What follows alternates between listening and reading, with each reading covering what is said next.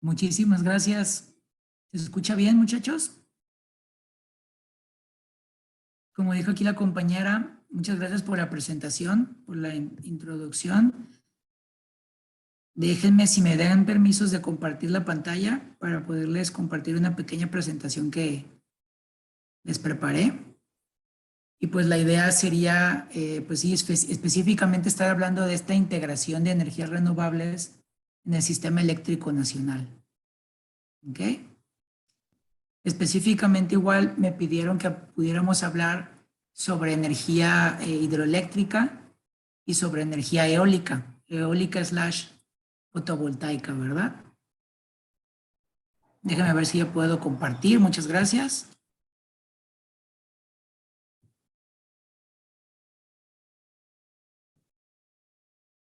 ¿O prefieren que se vea así? ¿Cómo prefieren? No sé, ¿verdad? Así mejor. Aunque tal vez así se tapen las diapositivas, pero bueno.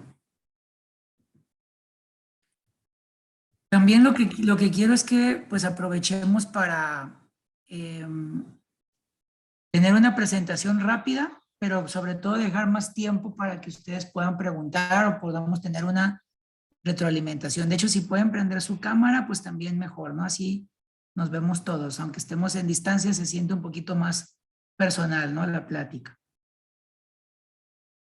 Por ejemplo, estos son datos obtenidos de Optren MX, es una organización de la cual soy parte, soy miembro, y estoy utilizando esta información para que nos demos una idea de cómo estamos, por ejemplo, a nivel nacional. Obviamente tenemos pérdidas, estamos generando energía y estamos consumiendo energía. Y pues prácticamente tenemos una matriz energética. O sea, tenemos diferentes tecnologías para nosotros abastecer nuestro consumo diario, ¿no? Nuestro consumo total. Entonces aquí es bien importante ver que pues prácticamente tres cuartas partes de la matriz energética pues viene de combustibles fósiles, ¿no? Y pues lo que nosotros consideramos como energía renovable, que podría ser la energía nuclear y la energía hidroeléctrica, pues realmente no es una tecnología sustentable porque la energía nuclear tiene desperdicios radioactivos y también genera un impacto ambiental muy grande como la hidroeléctrica, que además necesitamos utilizar un recurso como es el agua, que está en escasez, para generar energía eléctrica, ¿no? Entonces digamos que nos queda la geotérmica, nos queda la eólica, que sería el azul más claro, la amarilla, que sería la fotovoltaica, como tipos de energía que sí podemos utilizar pues todos los días sin tener una repercusión a nivel de un balance, un equilibrio biofílico, ¿no? Con el planeta, ¿no? Con los recursos naturales del planeta. Entonces, si hacemos solamente el análisis en cómo está la distribución de energías limpias, pues otra vez una tercera parte prácticamente se la lleva la energía hidroeléctrica. Entonces, México es, si no es el tercero o el cuarto productor de energía geotérmica en el mundo. Y en nuestra matriz energética, pues estamos hablando de aproximadamente un 10% de las fuentes renovables de energía, que estamos alrededor de un 15%. Entonces, estamos hablando que el 1.5% de toda la energía que estamos consumiendo, pues es una fuente renovable geotérmica, ¿no? Entonces, es muy importante que tengamos esto en mente, que realmente tenemos que diversificarnos tanto en el uso del combustible, el tipo de combustible, como en la tecnología que vamos a utilizar. Y pues podemos ver que pues prácticamente esta diversificación no la tenemos muy robusta. O sea, dependemos lo que sería del gas. O sea, el ciclo combinado, pues es prácticamente más de la mitad de la energía que estamos nosotros generando y consumiendo. ¿Okay? Estas barritas rojas, negras que ven aquí arriba, grises, oscuras, pues también son fuentes fósiles muy contaminantes. Mucho, o sea, 2 o 3 veces más contaminantes que el gas. Y estoy hablando que el gas está por encima de la tonelada de CO2 equivalente generada por el megawatt hora de energía generado, ¿verdad? Cuando la energía solar, la energía nuclear, la energía hidroeléctrica y la energía eólica, que son estas azules, esta verde chiquita y esta amarilla, pues tienen un impacto en cuestión de emisiones de CO2 equivalente súper bajo. Estamos hablando por debajo de los 100 gramos de CO2 equivalente por cada kilowatt hora de energías producido, ¿no? Tenemos otro problema, que tenemos diferentes puntos en donde esta demanda de energía se está concentrando. Pues generalmente nosotros tenemos plantas muy grandes cerca de estos nodos, pero a veces tenemos que mandar la energía de un nodo a otro nodo y tiene que recorrer grandes distancias esta energía, ¿no? Entonces, tenemos pérdidas considerables propias de este transporte de energía, ¿no? Entonces, la red actual como la tenemos, pues es un poco ineficiente en este sentido de tener que concentrar la generación de energía en una planta muy grande y luego esa energía tenerla que transportar largas distancias con grandes pérdidas para poderla utilizar con diferentes usuarios. Y por el otro lado, pues podemos ver cómo esta distribución de energía también está asociada a precios.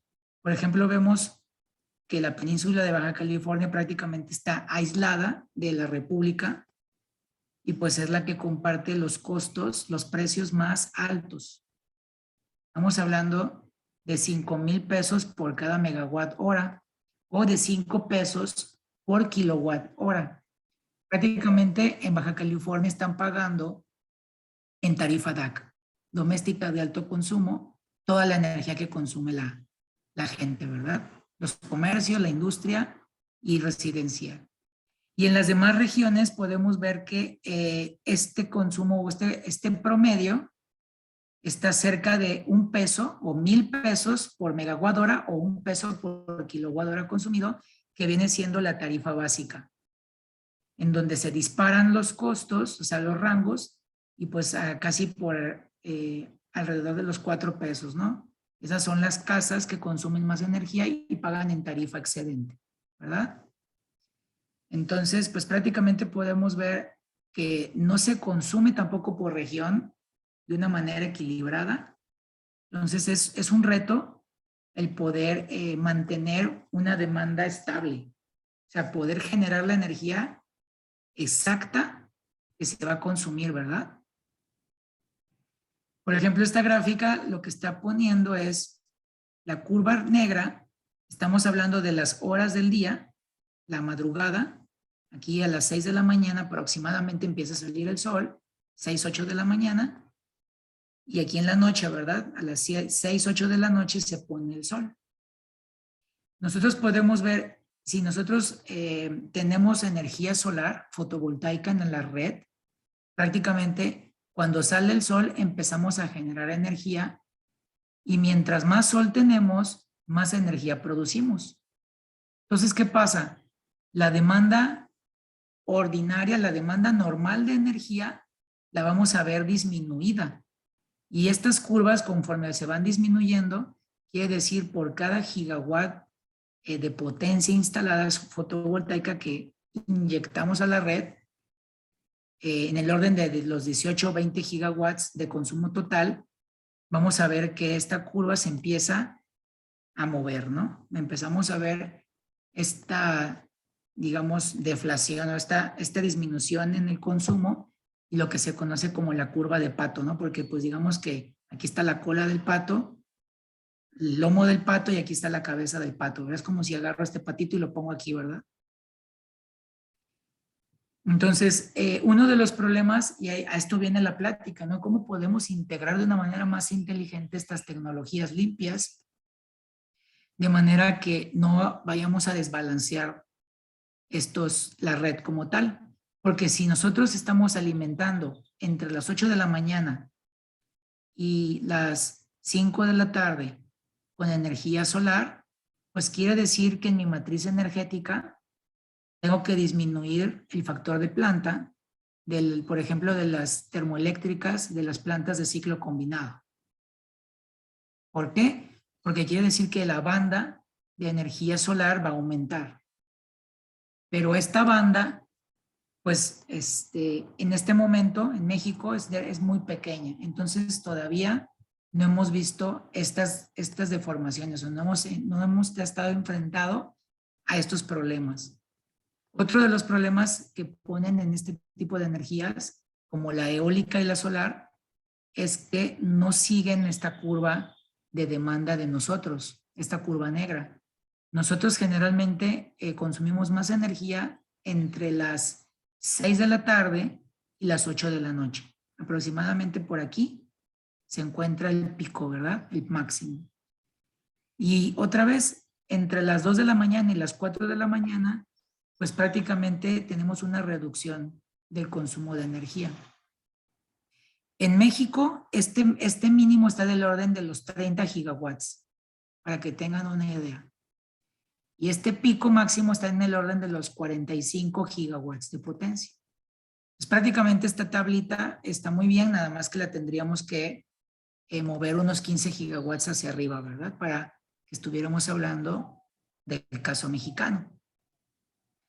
Entonces, una manera de cómo pudiéramos hacer esto es, por ejemplo, aprovechar esta energía y no inyectarla a la red. Pero si la almacenamos, por ejemplo, en baterías de litio, en sistemas convencionales de almacenamiento de energía, pues se hace un poquito, una fuerte inversión, se hace un poquito más caro, ¿verdad? El implementar estas tecnologías. Aunque sigue siendo rentable financieramente hablando, pues ya se empiezan a meter cuestiones políticas de que la gente igual no quiere, ¿verdad? Llevar a cabo este tipo de proyectos. Dentro de las diferentes estrategias que se pudieran implementar, hay una que me gusta mucho, que es, tenemos una presa hidroeléctrica, un embalse, y prácticamente es un contenedor gigante de agua. Y cuando nosotros queremos generar energía hidroeléctrica, pues abrimos, no la puse, abrimos las compuertas y se pierde agua. O sea, hacemos que esa energía potencial del agua, que está a 200, 300 metros, caiga por gravedad y se convierta en fuerza, en trabajo mecánico, que mueve un generador, una propela, como si fuera unas aspas, y ese generador de inducción electromagnética produce energía eléctrica. Pero esa agua ya corrió como un río que corre, ya se perdió. Por eso, si viéramos el costo marginal de la energía hidráulica, es carísimo, porque el costo de oportunidad de perder agua para generar electricidad es muy elevado. Si nosotros pusiéramos una segunda presa, una represa, en donde pudiéramos contener esa agua que perdimos, entre comillas, para generar la electricidad y aprovechar con bombeo solar estas horas de pico solar para regresar el agua al primer embalse, al contenedor inicial, pues podríamos tener un sistema de almacenamiento de agua gigante. Estoy hablando del orden de millones de metros cúbicos de agua.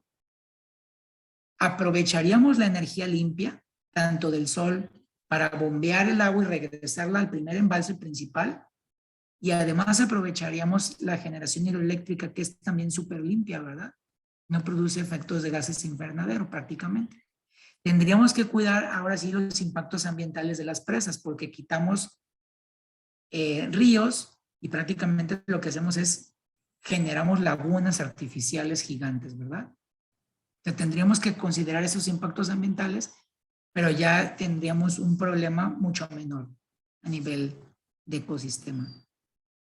Entonces tenemos que estar pensando en que la red como tal tiene que evolucionar. Una de las tendencias es la generación distribuida, ¿verdad? Y entonces, ¿qué significa? Que en lugar de tener grandes plantas de producción de energía, vamos a tener pequeñas plantas dispersas cerca de los nodos de donde se están consumiendo la energía, lo más cerca posible.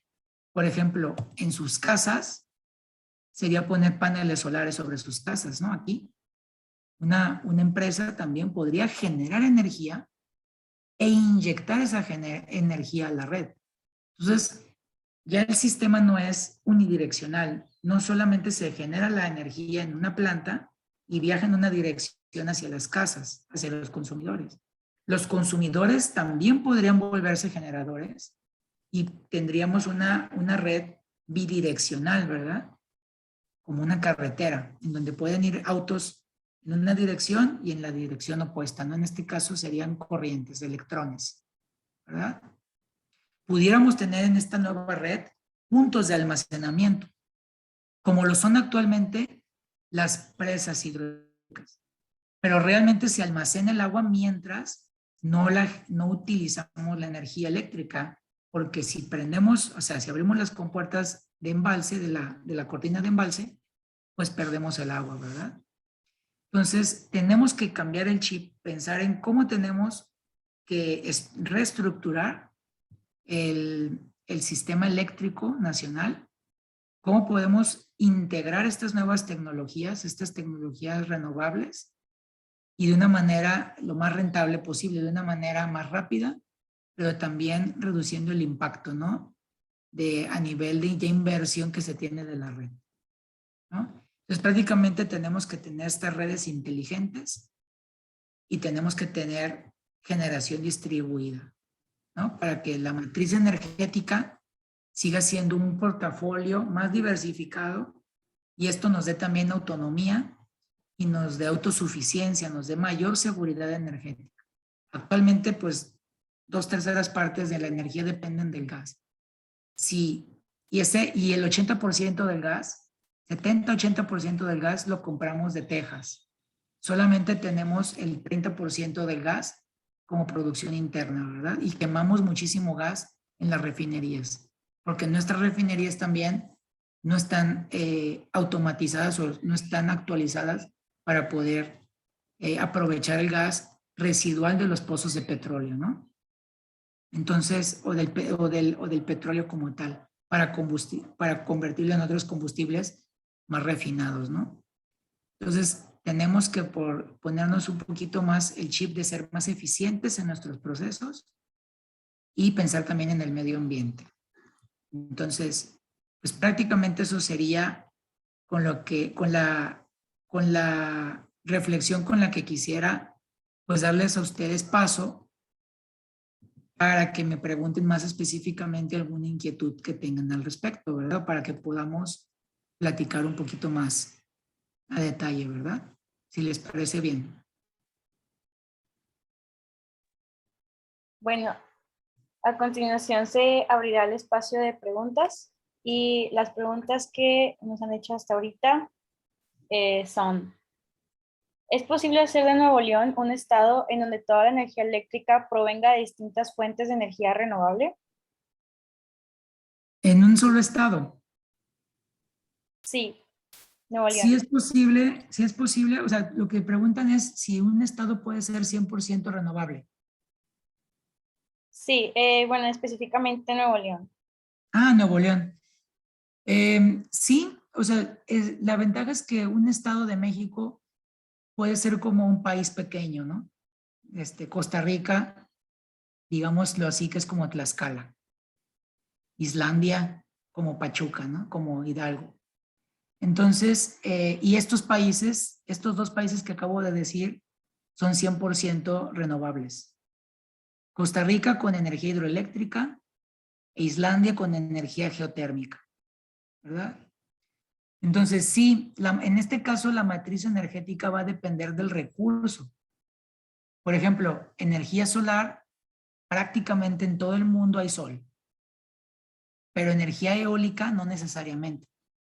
Hay lugares, por ejemplo, Tamaulipas, Chiapas, Oaxaca, Mérida, Quintana Roo, o sea, más bien es Yucatán, Quintana Roo, Chetumal, tienen, Campeche, tienen muy buen recurso eólico.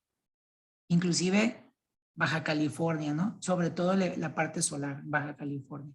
Entonces, el tipo de tecnología, el tipo de combustible que se utilice, renovable en este caso, pues iba a depender de el recurso que se tenga. No todos los estados tienen el mismo recurso, ¿verdad?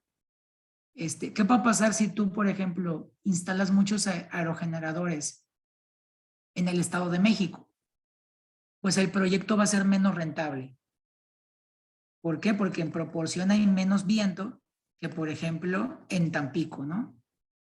Cerca de la costa. Es de las regiones con más viento que tenemos en la República.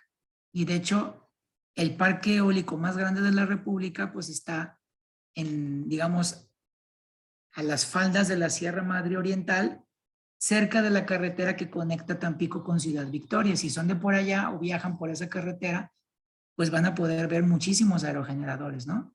Cerca de la montaña, como que a las faldas de la montaña y en la parte de arriba de la montaña, ¿verdad?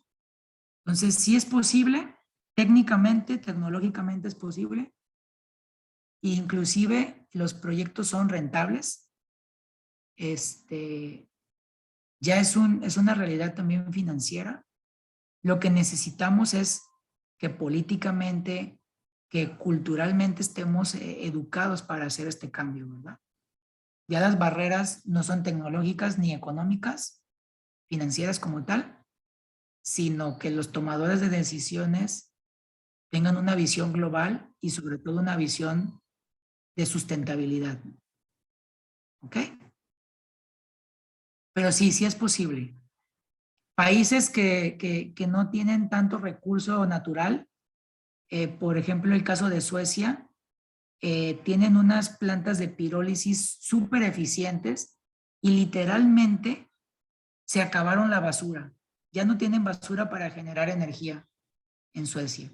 Tan es así que su problema ahora se convierte en que los países vecinos le dan la basura a Suecia y Suecia les cobra por aceptarles la basura y con esa basura generan energía, ¿no?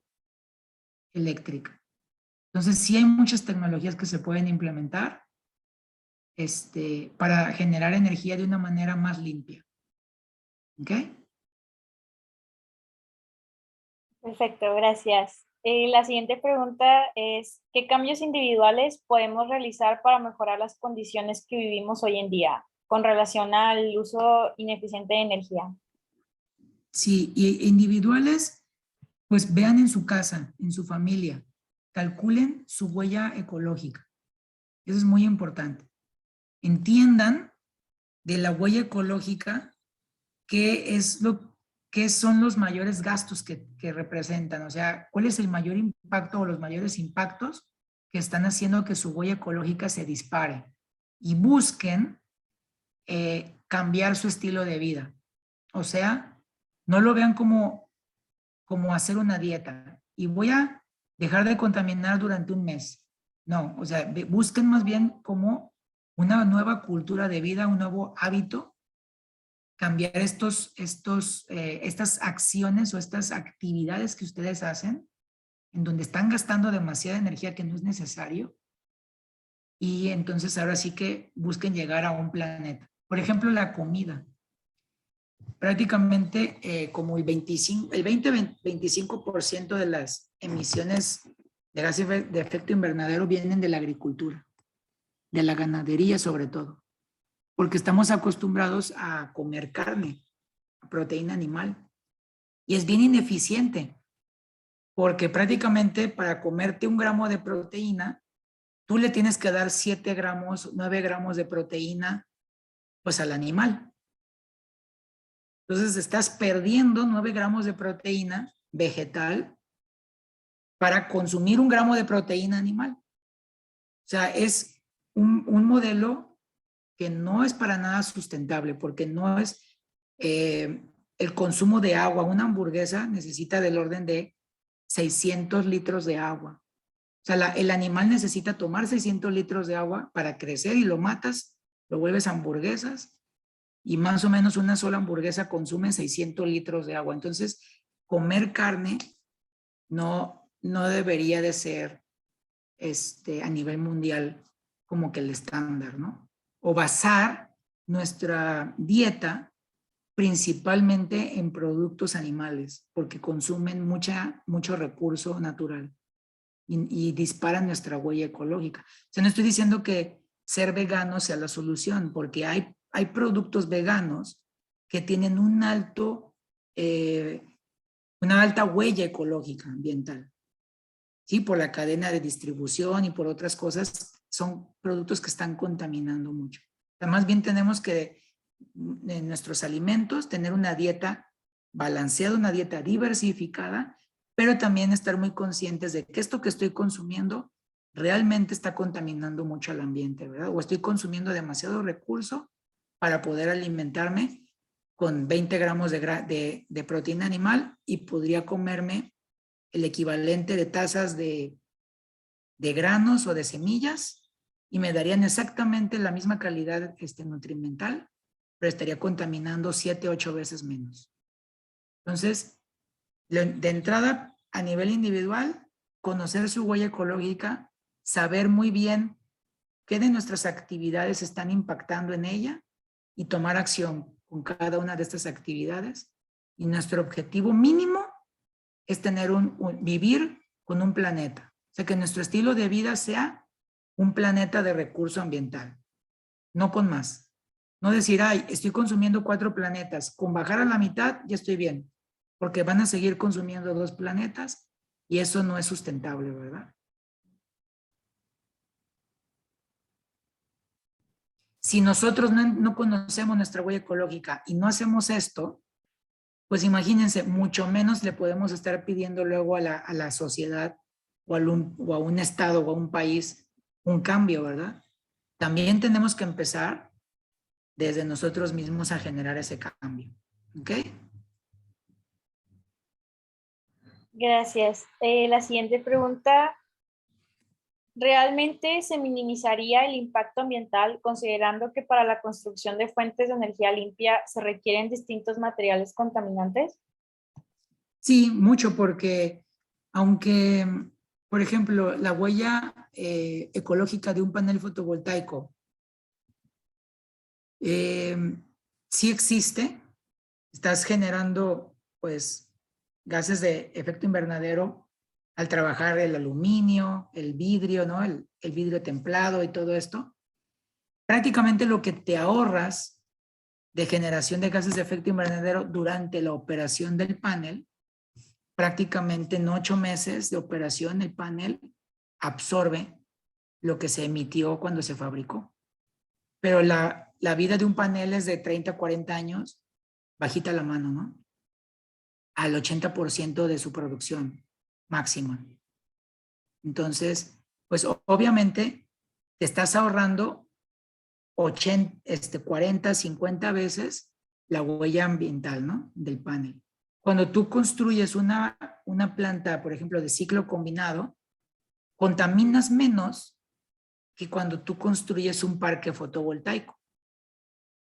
Pero el parque fotovoltaico llega a un balance cero en un año y todo lo demás de energía que estás produciendo durante los próximos 40 años en el parque, pues es una ganancia, ¿verdad? Y una planta de gas de ciclo combinado, que es la más eficiente, por decirlo así, de las fuentes fósiles, que contamina como 5 o 6 veces más que las fuentes limpias, renovables, pero como 5 veces menos que las fósiles de diésel, combustóleo, ¿verdad? No tendrá un impacto ambiental muy grande cuando fabricas la planta, pero tiene un impacto ambiental grandísimo cuando la operas. Entonces, ese es un mito realmente, el no hacer bien el análisis. Si tú solamente estás haciendo el análisis de cuánto contamina la planta cuando se produce, está incompleto el análisis, porque la planta de gas, ¿de qué sirve que esté construida si no le vas a alimentar de gas? No va a generar nada. Entonces deberías hacer el análisis de cuánto contamina, por ejemplo, en 20 años de operación, incluida la fabricación. ¿Sí? Eso es lo que, ese tipo de análisis no sesgados es el que tenemos que estar viendo, ¿no? Y esa es parte de tener una visión sustentable, significa tener una visión global, no sesgada, ¿verdad? Doctor, aprovechando esa pregunta, ¿hay algún tema ambiental que deberíamos de preocuparnos por la extracción del silicio, por ejemplo, para los paneles? No hay demasiado silicio en el mundo, y realmente el porcentaje de paneles que se necesitan en el mundo para satisfacer la demanda mundial no va a representar un problema con el silicio, ¿verdad? Ni con el aluminio, ni con lo demás de material, de materia prima, ¿no? Para producir paneles. O sea, lo que sí hay que tener en cuenta es sustentablemente tener un modelo de negocio en donde también se incluya esos paneles viejos, no tirarlos, sino reintegrarlos en la cadena, ¿no? Por ejemplo, reutilizarlos, reusarlos, ¿no? De alguna manera para que esto sea más sostenible, este modelo, ¿no? Como economía circular. Muchas gracias. Ángela. Yo tenía la duda de, o sea, una parte que va muy de la mano es el almacenamiento de energía, ¿no? Con las baterías. Y ahorita con el incremento del precio del litio, como que esto va a afectar como en el futuro o se va como a estabilizar en algún momento cercano. Es que la tendencia no es a subir. Tal vez si tú ves 6 meses o 3 meses y se ve un pico como que sube, pero si tú ves la gráfica de los últimos 20 años o 30 años, la tendencia es a la baja. La densidad energética de almacenamiento aumenta y los costos de producción bajan. O sea, ¿qué quiere decir? Que cada vez puedo almacenar más energía con menos espacio y a un costo más competitivo. Entonces, la tendencia real, la megatendencia, por decirlo así, es que van a ser cada vez más rentables este tipo de proyectos híbridos, ¿no? Que se llaman o de autoabastecimiento, ¿no? O aislados, en donde yo voy a poder generar la energía. Y si no la consumo, yo mismo la voy a poder almacenar, ¿verdad? Y la voy a poder consumir desfasado de la red. Inclusive si nosotros hiciéramos eso en generación distribuida, si nosotros instaláramos ese tipo de sistemas, ¿verdad? Pues prácticamente no se vería este problema. ¿Por qué? Porque la energía que tú estás generando y que esté sobrando, no le estás inyectando a la red. Lo que sí habría sería una nueva curva negra. Ahora sí que, por ejemplo, Comisión Federal de Electricidad viera que la curva nueva de México ya no está en el orden de los 30 gigawatts o de los 40 gigawatts, ya está en el orden de los 10 gigawatts o 20 gigawatts, como estos rangos de aquí, de esta curva, ¿verdad? De esta gráfica. ¿Y qué significa? Pues que prácticamente un 20, un 30, un 40% de la energía la estamos generando nosotros mismos. O sea, que la energía que tú consumes, tú la generas, eres ahora sí como que autosuficiente, ¿verdad? Y además la generamos y en el momento, en el lugar que la consumimos, ya no la desperdiciamos, ya no hay pérdidas. Y además la generamos de una manera limpia, no de una manera renovable, sustentable, con una fuente sustentable, ¿no? De energía. Entonces reducimos gases de efecto invernadero, reducimos nuestra huella ambiental, nuestra huella ecológica. Eso es tener un enfoque sustentable, pensar en todas las dimensiones y atacar, resolver el problema, pero realmente desde todos sus ángulos, ¿no? Y sí es muy, muy posible.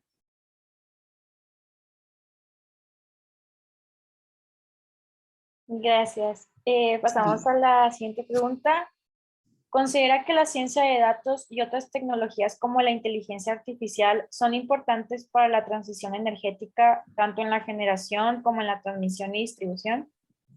Sí, de hecho, son necesarias. Aquí ya no quise ahondar en esto, pero sí, para tener la red inteligente, tenemos que poder manejar grandes cantidades de información de una manera súper rápida y de una manera súper inteligente. ¿Cómo lo podemos hacer? Con inteligencia artificial, no hay de otra.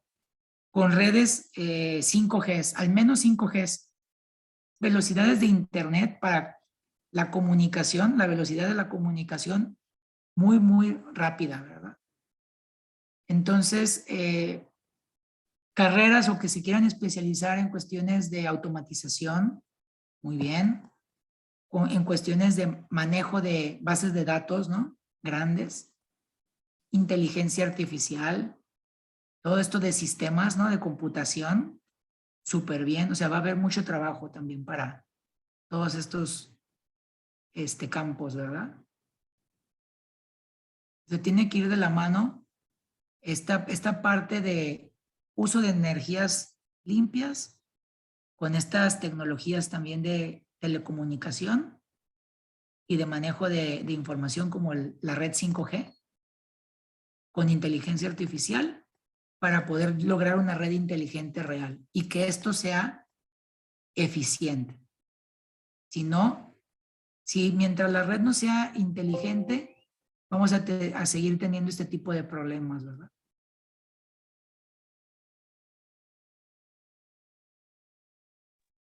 Ok, gracias. ¿Qué energía renovable sería el más adecuado en Nuevo León? En Nuevo León, Sí. pues tenemos mucha basura. Estaría padre unas plantas de pirólisis de alta eficiencia, ¿no? Basureros, ¿no? Como los digestores, que sí hay uno o dos basureros así en Nuevo León, en donde tú pones la basura y los gases que produce la basura los utilizas, ¿no? Como gas limpio, entre comillas, ¿no? Como biogás. Y aún así con los residuos que tú puedes seguir extrayendo de estos basureros, los puedes quemar de una manera muy limpia, ¿no? Prácticamente una reacción que consuma estos humos que no se liberarían a la atmósfera, ¿no? Eso por un lado. Por el otro lado, yo propondría estas presas que tenemos, la Rompepicos, presa de la Boca, hacerle una represa y poner aerogeneradores o paneles fotovoltaicos y pues generar prácticamente la energía con energía hidráulica. Ahí tú tienes almacenada el agua y la puedes utilizar a la hora que tú quieras, a la hora que la gente la consuma, aunque no haya sol, aunque no haya viento. Y esperar a que venga el viento, a que salga el sol para recargar la presa, para que no se pierda el agua, ¿verdad?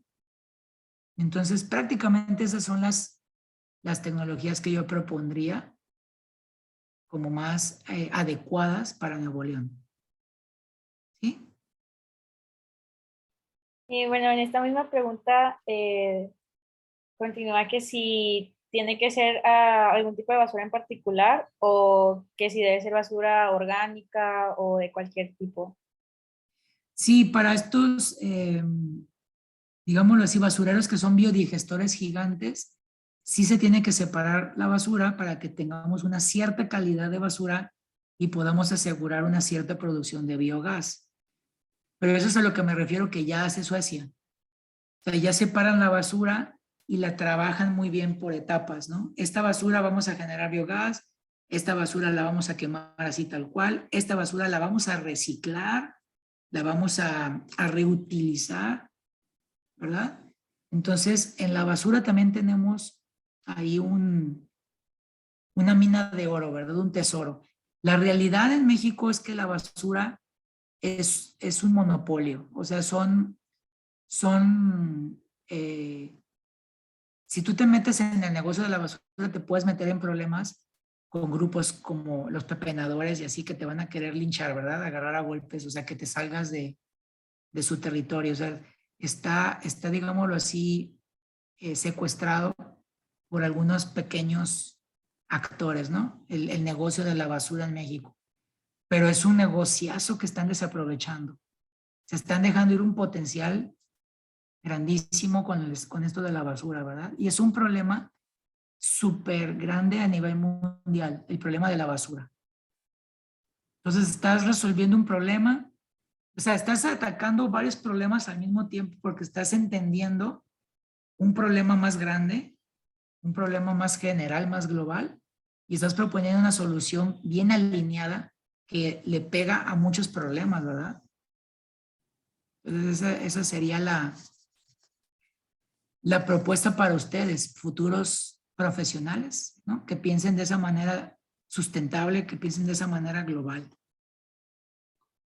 Maestro, aprovechando ahí el tema de la basura,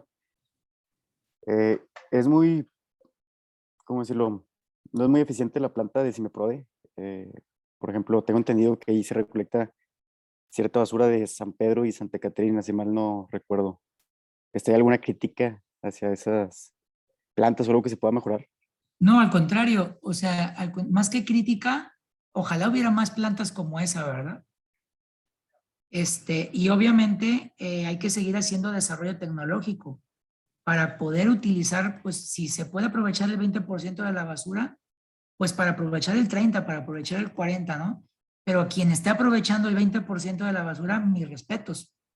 Eso es mucho mejor que tirarla así al aire libre. Son basureros de cielo abierto y pues son personas que viven ahí como paracaidistas literalmente en medio de la basura y su esperanza de vida es de 30 años, ¿no? Desgraciadamente. México creo que es el país que más basura que genera per cápita en el mundo.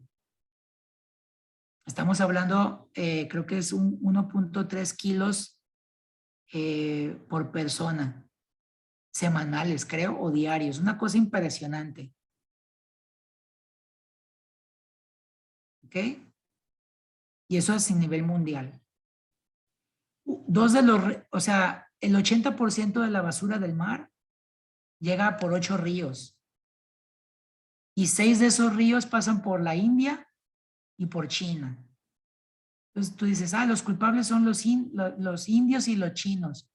Bueno, pues los chinos cobran a los países europeos por recibir su basura. ¿Y qué hacen? La avientan al río. Entonces realmente no es la basura solamente de los chinos, es la basura de los chinos y de toda Europa, ¿verdad? Claro que pues esos dos ríos, el río Yangtze y el río Amarillo, pues son los más contaminados del mundo, ¿no? En México tenemos el río Papaloapan, el río Papaloapan, ¿verdad? El río Coatzacoalcos, está súper contaminado, ¿verdad? En Veracruz. Los dos ríos son de Veracruz, pero el que está bien contaminado es el Coatzacoalcos. Y obviamente toda esa basura va a llegar al mar, al océano. Entonces tú piensas que resuelves un problema, pero realmente estás generando un problemón, ¿no? Entonces eso es lo que no debemos de pensar así como en soluciones sesgadas. Tenemos que pensar en soluciones integrales. Es el típico que barres y avientas la basura por debajo de la alfombra y pues ya se ve limpia tu casa, pero pues estás con un foco de infección ahí y estás respirando toda la porquería, pues porque toda la porquería está abajo de tu alfombra, ¿verdad? Y te estás muriendo y pues ni te das cuenta, ¿no?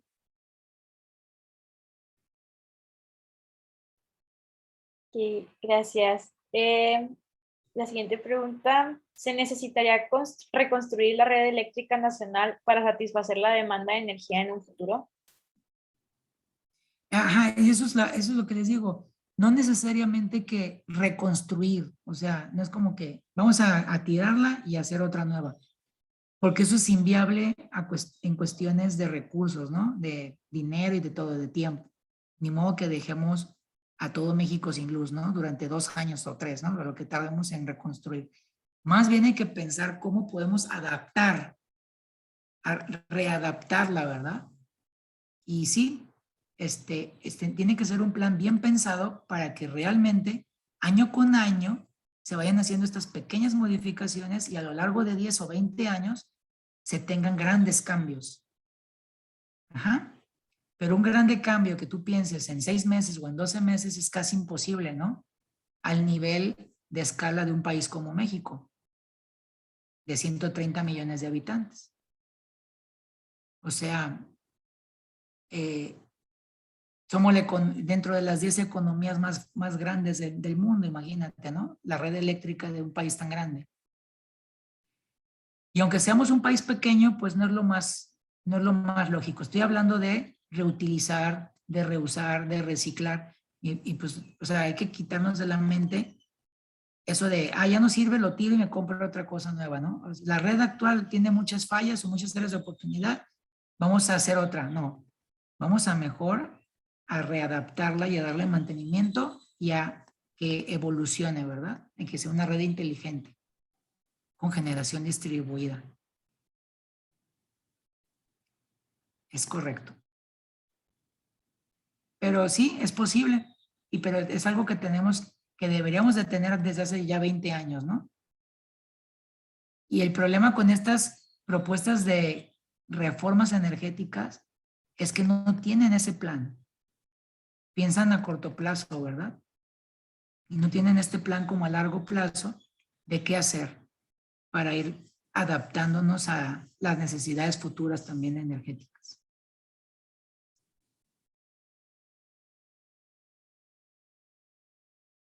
¿Ok? Muchas gracias. Estas creo que ya son todas las preguntas que mandaron por chat privado. Así que procedo a extenderle este diploma de reconocimiento a su participación en esta conferencia y se le agradece esta participación en el evento. Muchas gracias. Igual me lo pueden mandar por WhatsApp si gustan. Sí, claro que sí. Muchísimas gracias. Y ya saben, o sea, yo encantado de dar estas pláticas, pero ¿por qué? Porque quiero generar un cambio en ustedes. Por ejemplo, que se lleven de tarea conocer su huella ecológica y tomar acciones para reducirla a un planeta, ¿verdad? Y si tienen dudas o preguntas de cómo reducir su huella ecológica, pues me pueden mandar un correo, les doy mi correo personal y también mi WhatsApp, ¿no? Y para lo que se les ocurra. Muchas gracias. Y esta es la liga de asistencia. Espero que hayan disfrutado esta conferencia. Igual les mando la liga por chat. Muchas gracias, que tengamos buena tarde. Gracias, maestro. Hasta luego. Gracias. Chao. Gracias, profe, que tenga buen día.